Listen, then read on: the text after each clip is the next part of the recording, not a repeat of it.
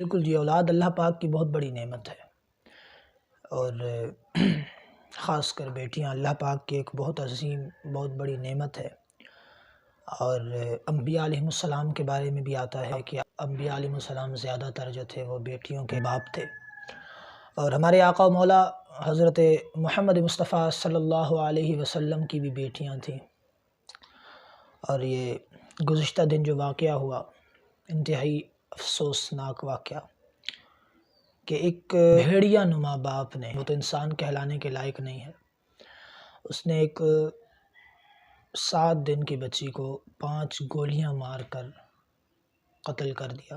اللہ تبارک و تعالی نے قرآن مجید فرقان حمید میں ارشاد فرمایا کہ من قتل نفسا بغیر نفس او فساد فی الارض فکأنما قتل الناس جميعا۔ ایک جان کے بارے میں فرمایا، ایک جان کو قتل کرنے والا بغیر کسی وجہ کے، یعنی قصاص سے نہ ہو۔ ایک تو قتل کرنا یہ ہے کہ بندے نے دوسرے کو قتل کیا تو اس کے بدلے اسے قتل کر دیا گیا، جو قانون ایسا نہیں، فرمایا بغیر کسی وجہ کے کسی کو قتل کرنے والا، کسی ایک کو قتل کرنے والا، فرمایا فَكَأَنَّمَا قَتَلَ النَّاسَ جَمِيعًا، اس نے تمام انسانیت کا قتل کیا۔ تو بیٹی کو قتل کرنے والا صرف اس بات پہ کہ بیٹا نہیں ہوا، ارے تم تو اس قابل بھی نہ تھے کہ تمہیں اولاد ہوتی،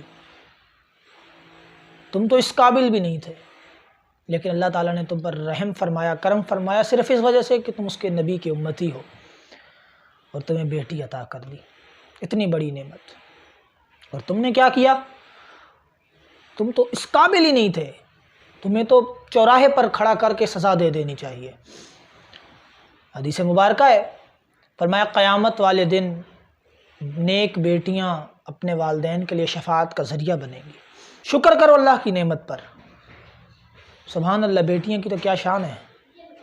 اللہ تعالیٰ کرم فرمائے ہم پر، ہمیں ایسے لوگوں سے بچائے۔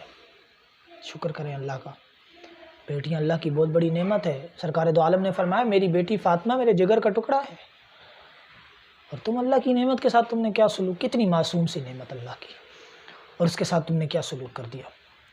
تم انسان کہلانے، تم نے ایک قتل نہیں کیا، تم نے ایک چھوٹی سی جان کا قتل نہیں کیا، تم نے ساری انسانیت کا قتل کیا ہے کہ ساری انسانیت کا قتل کرنے والے کا کیا انجام ہوگا۔